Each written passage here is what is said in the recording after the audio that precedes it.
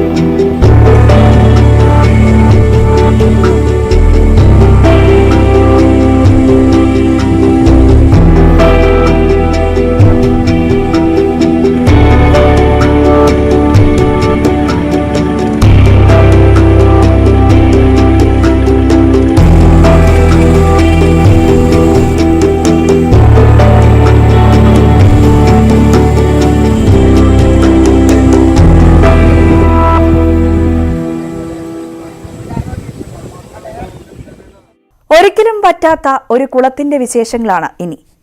കടുത്ത വേനലിൽ കിണറുകളും കുളങ്ങളും വറ്റി വരളുമ്പോഴും ഉറവ് പറ്റാതെ ജലസമൃദ്ധമാണ് ഈ കുളം. കാസർഗോഡുള്ള പാറമ്മൽ തീർത്ഥക്കുളമാണ് നിത്യജലസമൃദ്ധി കൊണ്ട് വിസ്മയമാക്കുന്നത്.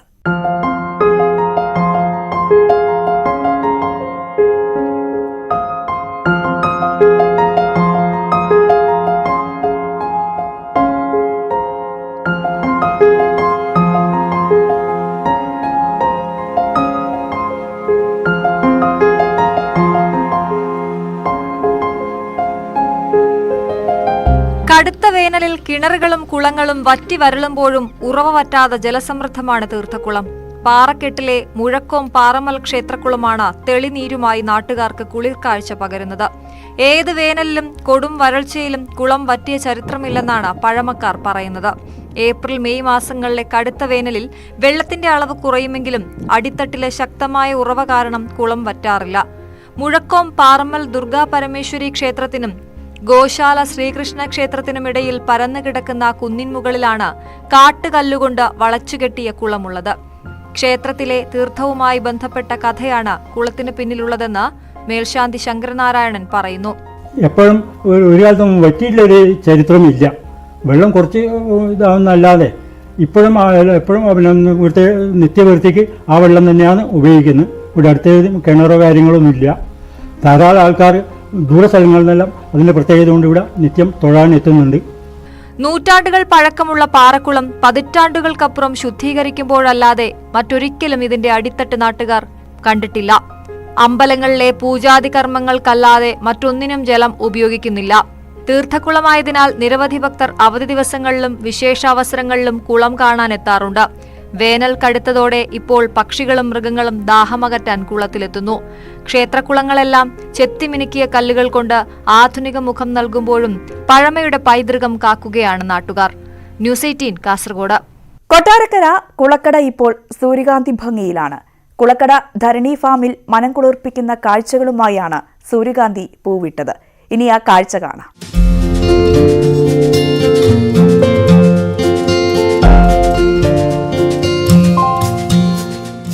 പരീക്ഷണാടിസ്ഥാനത്തിൽ ചെയ്ത സൂര്യകാന്തി കൃഷിയാണ് വിജയം കണ്ടത്. 2 ഏക്കറിൽ 10,000-ൽ പരം വിത്തുകളാണ് പാകിയത്. 5000-ലേറെ വിത്തുകൾ മുളച്ച് സൂര്യകാന്തി പൂക്കളായി പൂത്തുലഞ്ഞു നിൽക്കുകയാണ്. വലിയ തിരക്കാണ് പൂപ്പാടം കാണാൻ. MC റോഡിൽ കുളക്കട പാലം ജംഗ്ഷൻ സമീപമാണ് മനോഹര കാഴ്ച.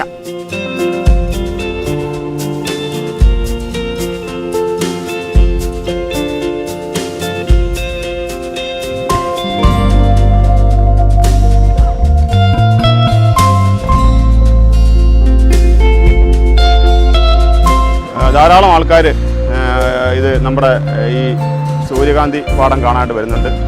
ഇത് ശരിക്കും പറഞ്ഞാൽ നമ്മൾ സുന്ദരപാണ്ഡ്യപുരത്ത് ഞാനും പോയി കണ്ടിരുന്നതാണ്. അവിടെ പോയപ്പോഴാണ് നമ്മൾ ഇതിനെക്കുറിച്ച് ഒന്ന് പഠിച്ചത്, എങ്ങനെ ചെയ്യാൻ പറ്റും അല്ലെ എങ്ങനെ വേണമെന്നുള്ളത്. അപ്പോൾ നമ്മുടെ നാട്ടിലും ഇതൊന്ന് ചെയ്യണം എന്നുള്ളൊരു വലിയ ആഗ്രഹം ഉണ്ടായിരുന്നു.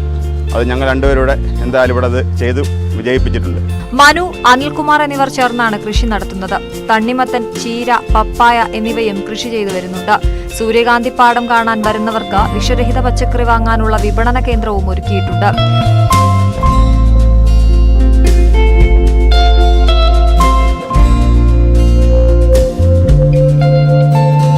കൃഷിഭവന്റെ നിർദ്ദേശവും സഹായവും ഉണ്ടായതിനാൽ കൃഷി വിജയകരമായി തുടരുന്നു.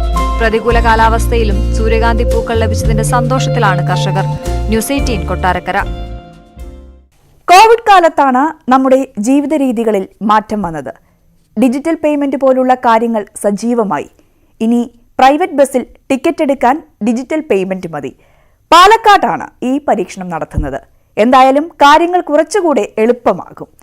ചില്ലറയുടെ പേരിൽ ഉണ്ടാകുന്ന കശപിശയും ഒഴിവാക്കും.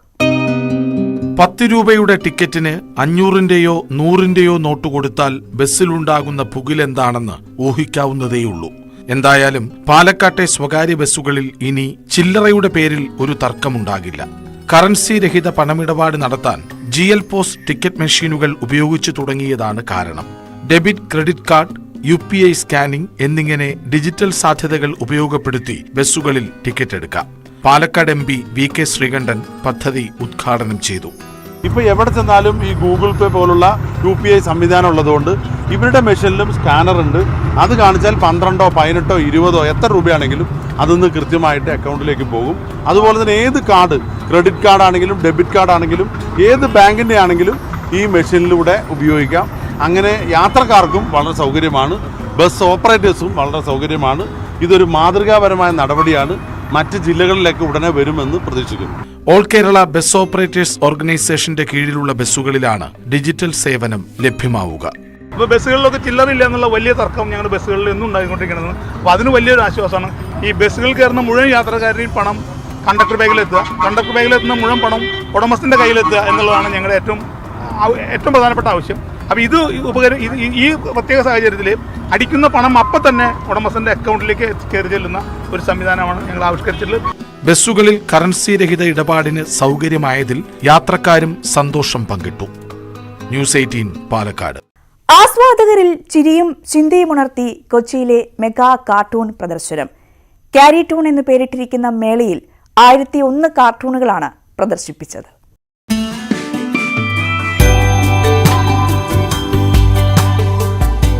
ലോകത്തിന്റെ നീറുന്ന പ്രശ്നങ്ങളായ യുദ്ധക്കെടുതിയും പട്ടിണിയും മാത്രമല്ല, നോട്ട് നിരോധനവും കേരളത്തിന്റെ സ്വന്തം അരിക്കൊമ്പനും AI ക്യാമറയും ലളിതമായ വരകളിലൂടെ കോറിയിട്ടിരിക്കുന്നത് കാണുമ്പോൾ ആസ്വാദകന്റെ ചുണ്ടിൽ പുഞ്ചിരി വിടരും.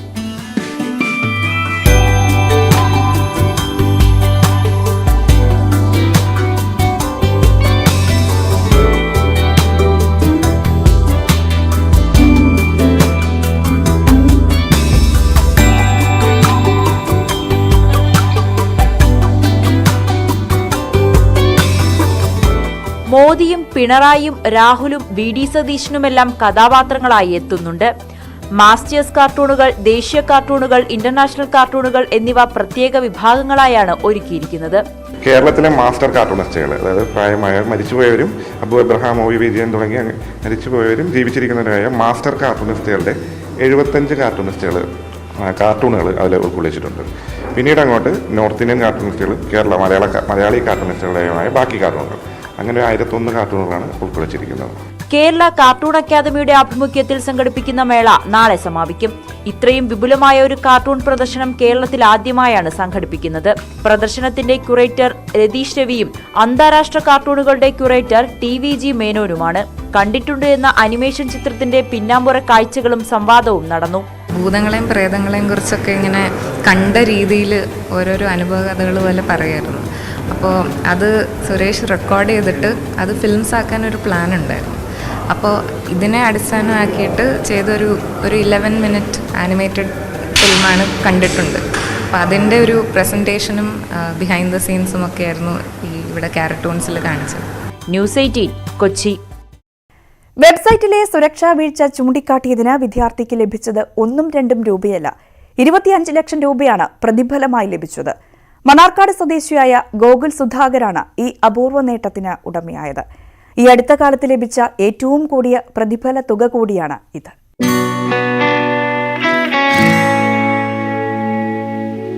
ബിടെക് ബിരുദധാരിയായ ഗോകുൽ സുധാകരൻ അമേരിക്കയിലെ പണമിടപാട് സെർവറിലെ തകരാറ് കണ്ടുപിടിച്ചാണ് ശ്രദ്ധേയനാകുന്നത്. അമേരിക്കൻ പണമിടപാട് വെബ്സൈറ്റിലെ പ്രധാന തകരാറുകൾ കണ്ടെത്തി റിപ്പോർട്ട് ചെയ്യുകയായിരുന്നു. ഇതേ തുടർന്നാണ് കമ്പനി നേരിട്ട് $30,000 അഥവാ 25 ലക്ഷം രൂപ പ്രതിഫലമായി നൽകിയത്. സ്ഥാപനത്തിന്റെ പേര് പുറത്തു പറയരുത് എന്ന വ്യവസ്ഥയോടെയാണ് പ്രതിഫലം നൽകിയിട്ടുള്ളത്. അവരുടെ സുരക്ഷാ പിഴവുകൾ കണ്ടുപിടിക്കാനായിട്ട് സെക്യൂരിറ്റി റിസർച്ചേഴ്സിനെ ഫോളോ ഔട്ട് ചെയ്യാറ്. അപ്പോൾ അത്തരത്തിൽ ഉള്ളൊരു പ്ലാറ്റ്ഫോമായിരുന്നു ഹാക്കർമൺ എന്ന് പറഞ്ഞിട്ടൊരു കമ്പനി. അവരുടെ കീഴിൽ ഒരുപാട് കമ്പനികൾ വർക്ക് ചെയ്യുന്നുണ്ട്. അപ്പോൾ അതിലൊരു കമ്പനിയുടെ ഇത്തരത്തിലുള്ളൊരു വലിയൊരു പിഴവ് കണ്ടുപിടിക്കാൻ സാധിച്ചു. അതിന് ഒരു റിവാർഡായി അവരൊരു വലിയൊരു തുക സമ്മാനിച്ചു. പെരിന്തൽമണ്ണ റെഡ് ടീം ഹാക്കേഴ്സ് അക്കാദമിയിൽ നിന്നുമാണ് ഗോകുൽ സുധാകരൻ 4 മാസത്തെ CISA കോഴ്സ് പൂർത്തിയാക്കിയത്. ഗോകുൽ ബഗ് ബൗണ്ടി എന്ന പ്രോഗ്രാം വഴി സ്റ്റാർബക്സ്, സൊറാറെ തുടങ്ങിയ വിദേശ സൈറ്റുകളുടെയും സർക്കാർ വെബ്സൈറ്റ് അടക്കം 20-ലേറെ വെബ്സൈറ്റുകളുടെ സുരക്ഷാ വീഴ്ച ഇതിനകം കണ്ടെത്തിയിട്ടുണ്ട്. ബിടെക് പൂർത്തീകരിച്ച ഗോകുൽ ഇപ്പോൾ ജോലിക്കായുള്ള ശ്രമത്തിലാണ്. കൂടുതൽ പരിശ്രമത്തിലൂടെ ഇനിയും ഇത്തരം സുരക്ഷാ വീഴ്ചകൾ കണ്ടെത്താനുള്ള തയ്യാറെടുപ്പിലാണ് ഗോകുൽ. ന്യൂസ് 18 മലപ്പുറം. നാട്ടിൻപുറത്തിൽ ഇനിയൊരു ഇടവേളയാണ്. സഹജീവികളുടെ സങ്കടങ്ങളിൽ കൈത്താങ്ങാവുക എന്നത് എല്ലാവർക്കും സാധിക്കുന്ന ഒന്നല്ല. നിറഞ്ഞ നന്മ മനസ്സുള്ളവർക്ക് മാത്രമേ അത് സാധിക്കൂ. അങ്ങനെയുള്ള നിരവധി പേരുടെ ഗ്രാമത്തെക്കുറിച്ചാണ് ഇനി. മഴയിൽ തകർന്ന വീടിനു പകരം പുതിയൊരു വീട് വെച്ച് നൽകാനുള്ള ഒരുക്കത്തിലാണ് പത്തടി ഗ്രാമത്തിലെ മനുഷ്യസ്നേഹികളുടെ കൂട്ടായ്മ. കഴിഞ്ഞ ആഴ്ചയിലുണ്ടായ ശക്തമായ മഴയിലും കാറ്റിലും മരം വീണാണ് പത്തടി കാഞ്ഞുവയൽ സ്വദേശിനി ജാസ്മിയുടെ വീട് പൂർണ്ണമായും തകർന്നത്. ആകെയുള്ള 4 സെന്റ് വസ്തുവിലെ പഴക്കം ചെന്ന വീട്ടിലാണ് ജാസ്മിയും ഇവരുടെ മാതാവും മകളും +2 പഠിക്കുന്ന മകനും അടങ്ങുന്ന കുടുംബം കഴിഞ്ഞിരുന്നത്. ഭർത്താവ് കുടുംബത്തെ ഉപേക്ഷിച്ച് പോയതിനെ തുടർന്ന് വീട്ടുജോലിക്ക് പോയാണ് ജാസ്മിൻ കുടുംബം പുലർത്തിയിരുന്നത്. ഞാൻ വീട്ടുജോലിയൊക്കെ പോയാൽ കഴിയുന്നത് പോലും എല്ലാം ചെയ്യുന്നത്, അല്ലാതെ വേറെ ആരുമില്ല. എനിക്ക് 2 മക്കളുണ്ട്. എൻ്റെ ഒരു ഉമ്മായി എൻ്റെ കൂടെ ഉള്ളത്. ഉമ്മായി ഏൽപ്പിച്ചിട്ടാണ് ഞാൻ ജോലിക്ക് പോകുന്നത്, പോയിട്ട് വരുന്നതല്ല. അതുകൊണ്ട് നിങ്ങളെല്ലാവരും കൂടെ കൂടി എങ്ങനെയെങ്കിലും എനിക്കൊരു ഇതാണ്. 5 വർഷങ്ങൾക്ക് മുമ്പ് മഴയിൽ വീട് തകർന്നതിനെ തുടർന്ന് ടാർപ്പ കെട്ടിയ കുടിലിലാണ് കാഞ്ഞുവയൽ സ്വദേശി സജികുമാർ, വാസുദേവനും കുടുംബവും കഴിഞ്ഞിരുന്നത്. കുട്ടികളെ കൊണ്ട് ഇനി മേലോട്ടുള്ള കാര്യം ബുദ്ധിമുട്ടാണ്. അതുകൊണ്ടാണ് എനിക്ക് ഹാർട്ടിന് വിഷയമുള്ള ഒരാളാണ്. ഞാൻ ചികിത്സ നടത്തിക്കൊണ്ടിരിക്കുന്ന ഒരാളാണ്. പിന്നെ ഭാര്യ കശുവണ്ടി ഫാക്ടറി പോകുന്നതുകൊണ്ടാണ് ജീവിതം മുമ്പോട്ട് പോകുന്നത്. പിന്നെ ചെറിയ പണികളൊക്കെ ഞാനും പോകുന്നുണ്ട്. 2 കുടുംബത്തിന്റെയും അവസ്ഥ മനസ്സിലാക്കിയ നാട്ടുകാർ ഒരേ മനസ്സോടെ വീട് നിർമ്മിക്കാനായി മുന്നോട്ട് വരികയായിരുന്നു. ഇവർക്ക് വീട് നിർമ്മിച്ചു നൽകുന്നതിനായി പത്തടി ഭവന നിർമ്മാണ ജനകീയ കൂട്ടായ്മ രൂപീകരിക്കുകയായിരുന്നു. ഏരൂർ മുസ്ലിം ജമാഅത്ത് പരിപാലന കമ്മിറ്റി ഇതിനായി പിന്തുണയും നൽകി. പ്രദേശത്ത് ജീവകാരുണ്യ പ്രവർത്തനങ്ങളിൽ സജീവമായി നിൽക്കുന്ന എല്ലാ വാട്സാപ്പ് ഗ്രൂപ്പുകളുടെ സഹകരണവും ലഭിച്ചിട്ടുണ്ട്. കഴിഞ്ഞ മഴയത്ത് ആണ് ഈ ജാസ്മിൻ്റെ വീട് ഇടിഞ്ഞ് തകർന്നത്. ഉടൻ തന്നെ പ്രദേശത്തെ മനുഷ്യസ്നേഹികളായ ഞങ്ങൾ കുറച്ചുപേരുടെ നേതൃത്വത്തിൽ ഒരു കൂട്ടായ്മ രൂപീകരിക്കുകയും പത്തടി ജനകീയ കൂട്ടായ്മ എന്ന പേരിൽ ജാസ്മിക്ക് വീട് വെച്ച് നൽകാൻ വേണ്ടി പ്രവർത്തനം ആരംഭിക്കുകയാണ് ഉണ്ടായത്. 2 കുടുംബങ്ങൾക്കും വീട് നിർമ്മിച്ചു നൽകാൻ സുമനസുകളുടെ സഹായം കൂടി വേണം. ഭാര്യയും വിദ്യാർത്ഥികളായ 2 പെൺകുട്ടികളും അടങ്ങുന്നതാണ് ഹൃദ്രോഗിയായ സജീവ് കുമാർ വാസുദേവന്റെ കുടുംബം. ഭാരവാഹികളായ MP നസീർ, T അഫ്സൽ, മൊയ്തു അഞ്ചൽ എന്നിവരുടെ നേതൃത്വത്തിലാണ് പ്രവർത്തനം ഏകീകരിക്കുന്നത്. സഹായം എത്തിക്കാനായി പത്തടി ഭവന നിർമ്മാണ ജനകീയ കൂട്ടായ്മയുടെ പേരിൽ കാഞ്ഞുവയൽ സെൻട്രൽ ബാങ്കിൽ ജോയിന്റ് അക്കൗണ്ടും തുറന്നിട്ടുണ്ട്. ന്യൂസ് 18 അഞ്ചൽ. കലാപ്രവർത്തകർക്ക് വളർച്ചയുടെ പടവുകൾ ചവിട്ടാൻ എപ്പോഴും വേദികൾ വേണം. ഇടുക്കി ഹൈറേഞ്ചിൽ അങ്ങനെയൊരു വേദിയുണ്ട്. അണക്കരയിലെ യുവജന കൂട്ടായ്മയാണ് സംഗീത ആൽബങ്ങളും ഷോർട്ട് ഫിലിമും നിർമ്മിച്ച് യുവകലാപ്രതിഭകളെ ഉയരങ്ങളിലേക്ക് നയിക്കുന്നത്.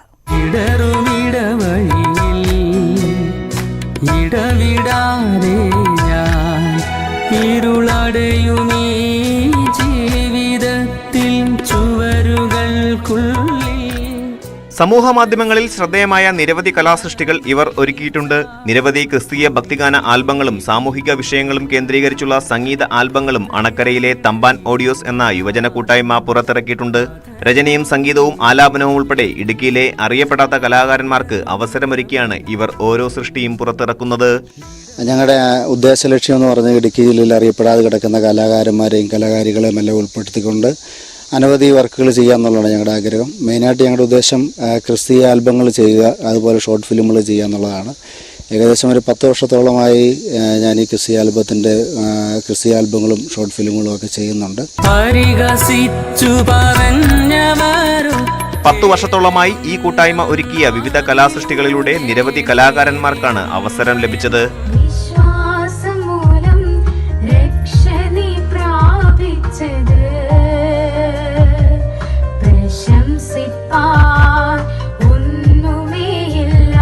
സമൂഹ മാധ്യമങ്ങളിലൂടെയാണ് ഓരോ കലാസൃഷ്ടിയും തമ്പാൻ ഓഡിയോസ് പുറത്തിറക്കുന്നത്. അണക്കരയിലെ ചെറിയ വീടിനുള്ളിലാണ് റെക്കോർഡിംഗ് സ്റ്റുഡിയോയും അനുബന്ധ സൗകര്യങ്ങളും ഒരുക്കിയിരിക്കുന്നത്. ന്യൂസ് 18 കുമളി. വയനാട് വൈത്തിരിയിലുള്ള മുഹമ്മദ് ഷാഫിയുടെ ഗ്രാമഫോൺ മ്യൂസിയം ഒരു വിസ്മയമാണ്. കാലഘട്ടത്തെ അടയാളപ്പെടുത്തുന്ന പതിറ്റാണ്ടുകൾ പഴക്കമുള്ള സംഗീത ഉപകരണങ്ങളുടെ അനുപമ ശേഖരമാണ് കലായി സ്വദേശിയായ മുഹമ്മദ് ഷാഫി ഒരുക്കിയിരിക്കുന്നത്.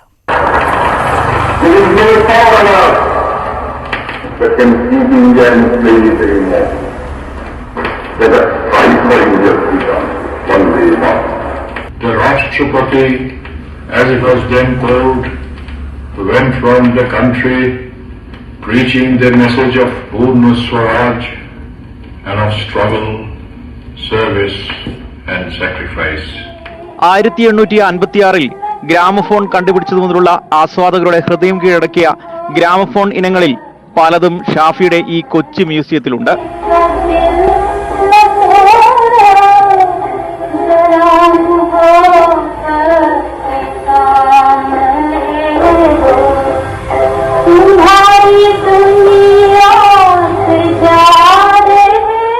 സിംഫൺ, കോഡർ, ബോക്സ്, സൂട്ട്കേസ്, മിക്കി, ജിപ്സി ഇങ്ങനെ നീളുന്നതാണ് മ്യൂസിയത്തിലെ ഗ്രാമഫോൺ ഇനങ്ങളുടെ നിര.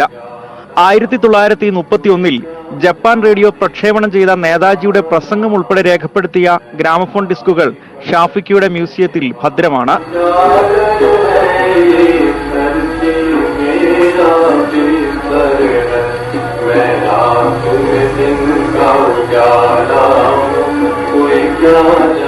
ഒരു 10-25 വർഷമായിട്ടുള്ള എൻ്റെ കയ്യിലുണ്ടായിരുന്ന ഗ്രാമഫോണുകളും ഗ്രാമഫോൺ റെക്കോർഡ്സ്, പിന്നെ റെക്കോർഡ് പ്ലെയർ, വാളു റേഡിയോസ്, ഇങ്ങനെയുള്ള പല ഈ നമ്മുടെ സിംഫണി 170 വർഷം പഴക്കമുള്ള symphony music. Nirmala Sitharaman AICC അധ്യക്ഷ